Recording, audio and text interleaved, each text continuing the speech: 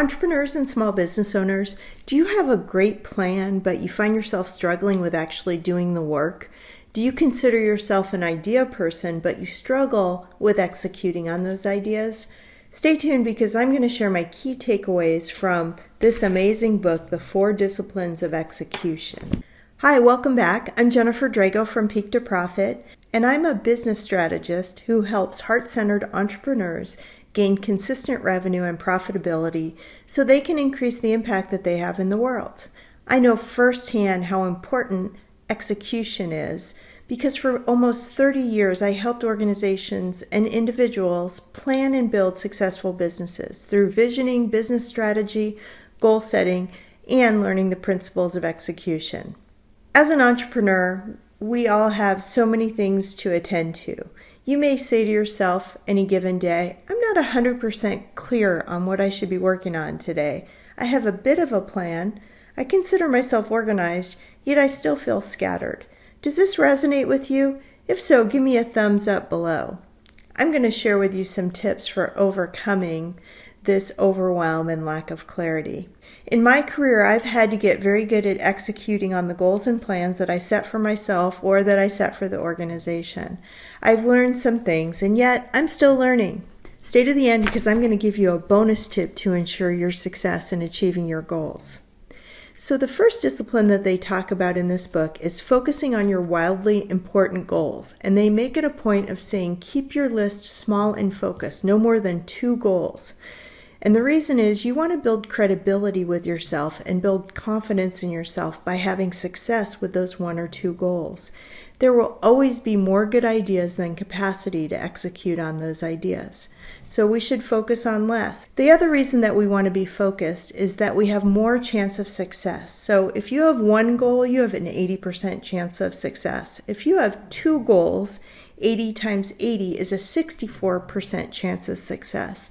If you have 3 goals, your chance of success declines to 51%. So less is more, and focus on those goals. So our second discipline is to focus on lead measures rather than lag measures. Lag measures are your wildly important goals. It's like looking in the rearview mirror. And of course you want to measure those, but your daily action is going to be focused on your lead measures. So we need to develop these. Lead measures are predictive and influenceable. So in other words, if you do X, Y is likely to happen, and the X is your daily action that you control.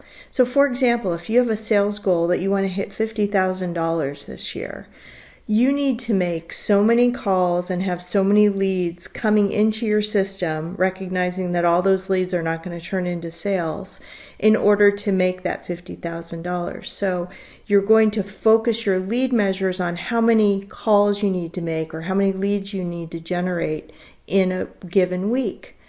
Same thing with building an audience. We'll use an email list as an example. If you want to get to 1,000 email subscribers by the end of your year, and you want to work with collaborators and maybe be a guest on podcasts in order to help build your credibility and your visibility, you may have a goal that you want to reach out to 10 podcast hosts a week with the thought you might land 1 or 2 of those podcasts a week. And then if you're able to multiply that, maybe 4 or 5 podcasts in a month, over time, that is going to lead to your audience building up. So you're going to focus as your lead measure, those reach outs to podcast hosts.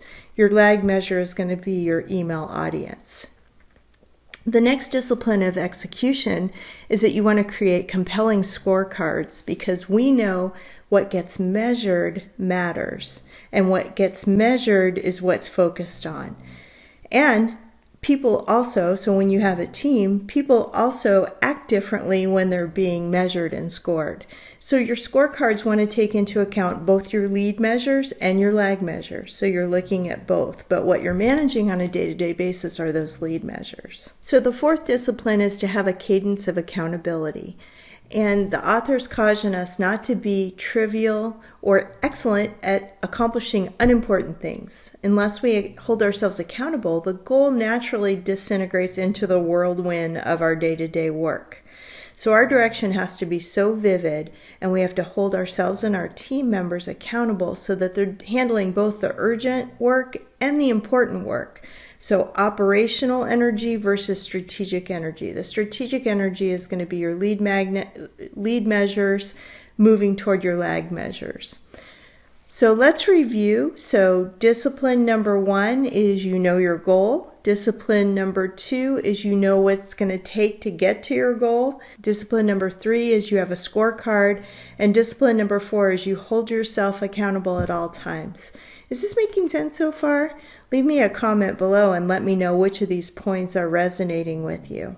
Here's your bonus tip. Being an entrepreneur, it's really hard to be accountable to ourselves. And so some way that we can be accountable is 1, hiring a business coach, or 2, having an accountability partner.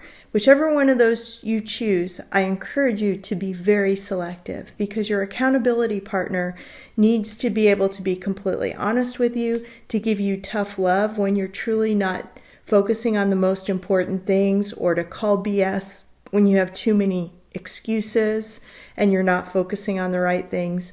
So choose your accountability partner or your business coach very carefully, but they can be excellent accountability partners when we don't have a team.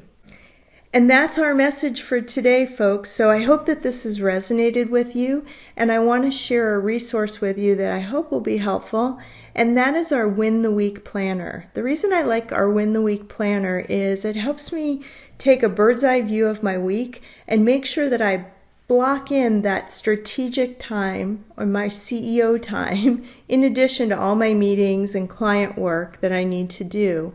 It helps me balance both the operational and the strategic so that I can take these disciplines of execution and really implement them, focus both on the important and the urgent on a regular basis. I'm going to link that free resource for you in the show notes below, and we'll see you next time.